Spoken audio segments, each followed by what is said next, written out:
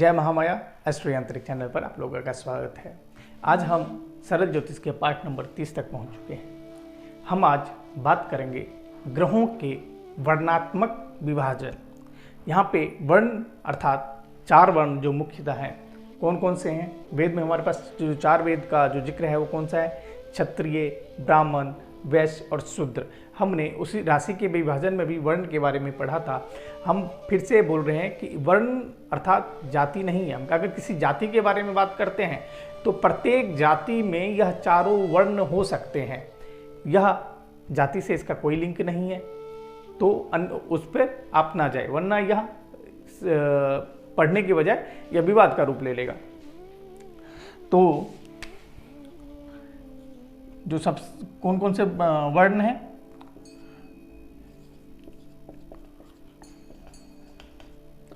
वर्णात्मक विभाजन ग्रहों का वर्णात्मक विभाजन के बारे में हम अभी पढ़ रहे हैं। तो कौन कौन से वर्ण हैं, ब्राह्मण, क्षत्रिय, वैश्य और शूद्र। इसी 4 वर्ण में हमने 7 ग्रहों को बांटा है। हम बार बार जो पराशर ये होरा पराशर में है, ये राहु केतु को हमने उसके बारे में उतना ज़्यादा जिक्र नहीं किया है। कारण यह है कि राहु केतु को हमने छाया ग्रह मान रखा है और छाया की कोई स्वरूप नहीं होता है, तो उसको हमने उतना, और कोई राशि भी इसको नहीं मिला हुआ है, तो इसके बारे में अभी हम बात नहीं करेंगे। हम विश्लेष रूप से इसके बारे में चर्चा करेंगे। अभी फिलहाल हम 7 ग्रहों के गुण परिचय के बारे में जान रहे हैं। तो जो ब्राह्मण, अब सूर्य की बात करते हैं। सबसे पहले सूर्य की संज्ञा किस किस को मिला हुआ है। सूर्य विषम राशि का स्वामी है। सूर्य राजा का स्वामी है, राजा कहते हैं सूर्य को। सूर्य क्रूर संज्ञक हैं। सूर्य पित्त कारक हैं।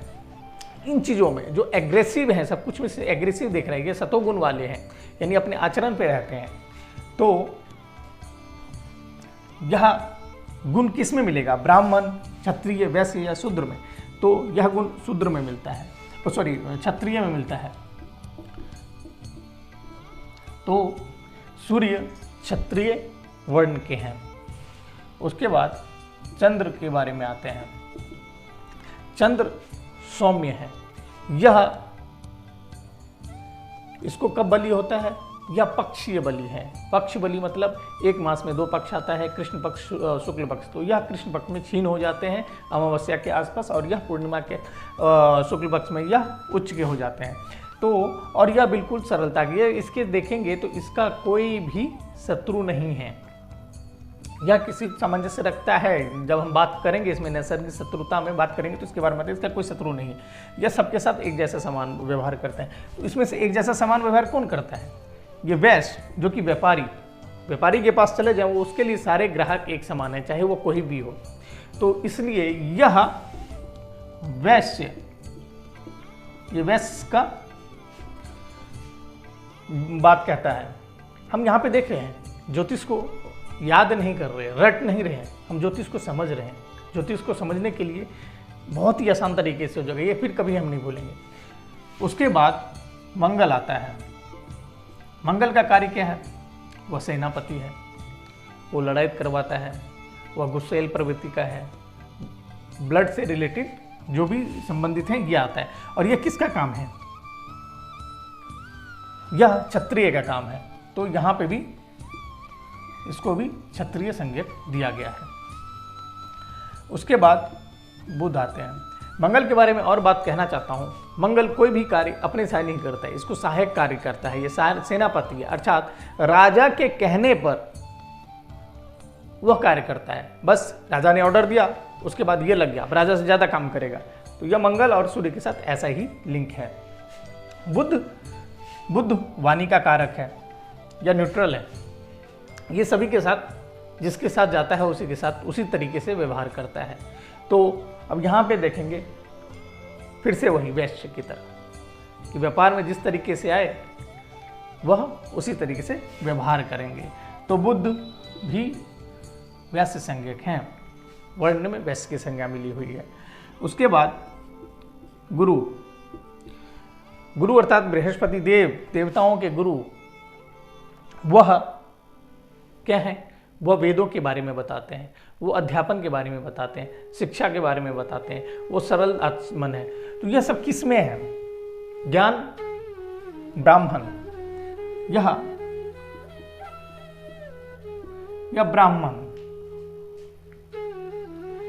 यह ब्राह्मण गुरु ब्राह्मण संज्ञक हैं। उसके बाद शुक्र।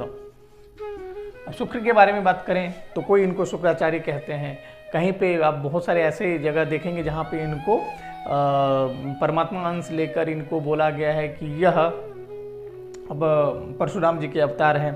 तो यह चीज़ सभी देखते हुए यह भी, इसका मतलब है अगर कोई भी गुरु हैं तो वो शिक्षित होंगे, शिक्षा के बारे में बात करेंगे, वह सरल आचरण के होंगे, सरल आइडेंटिटी होगी उनकी। तो जब ये इस बात में है तो यह भी ब्राह्मण वर्ण के हुए। उसके बाद हम देखते हैं शनि। अब जब शनि की बात करते हैं तो यह क्रूर संज्ञक है, और जब भी शनि के बारे में बात करते हैं तो वह दुख स्थान के बात में, दुख स्थान यानी दुह स्थान यानी दुख के बारे में बात होती है कि शनि की 7.5 चल रही है, शनि की ढैया चल रही है, या शनि इस भाव में है तो यह पीड़ा देंगे, लंबे टाइम तक पीड़ा देंगे। यह चीज़ मन में जरूर आता है, चाहे शनि कितना ही कारक क्यों ना हो। और जब शनि इस प्रकार है, और शनि यह भी बोलते हैं कि धीरे धीरे करके फल देता है और बहुत आगे तक ले जाता है। शनि इतना आसानी से फल नहीं देता है, शनि काम करवा के फल देता है, शनि हार्डवर्क करवा के फल देता है। शनि को जब इतने सब कुछ है तो यह फल कौन देगा, काम कौन करवाएगा? काम का इसमें वर्ण में किसमें है? तो शूद्र का जो वर्ण है उसमें शनि को शूद्र की संज्ञा दिया गया है, और जिसके कारण शनि को रिप्रेजेंट करता है, कार्य करवाने वाला, कर्म पे प्रधान है शनि। तो यह साथ के साथ ग्रह को इस 4 वर्ण में हमने यहाँ पे बांटा है। हम यहाँ पे किसी जाति के बारे में नहीं बात कर रहे हैं, हम यहाँ पे वर्ण की बात कर रहे हैं। अगर वैसे जाति की बात करें तो अगर कोई भी बंदा क्षत्रिय है तो उसमें भी 4 वर्ण होंगे, कोई भी ब्राह्मण है तो उसमें भी 4 हैं, और अगर कोई भी व्यक्ति या जाता कोई भी शूद्र जाति से आते हैं यानी निम्न जाति से आते हैं, उसमें भी यह 4 वर्ण मिलेंगे आपको।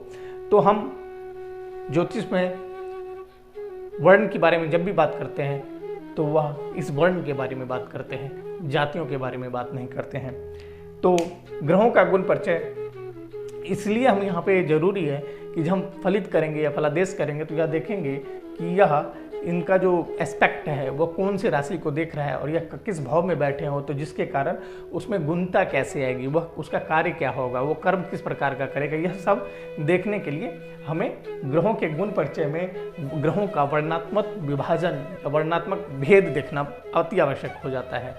तो आपसे यही कहूँगा कि आप पाठ को सरलता ढंग से और धीरे धीरे पढ़ते रहिए और ज्योतिष को सरल ढंग से समझने का प्रयास कीजिए। तब तक के लिए धन्यवाद।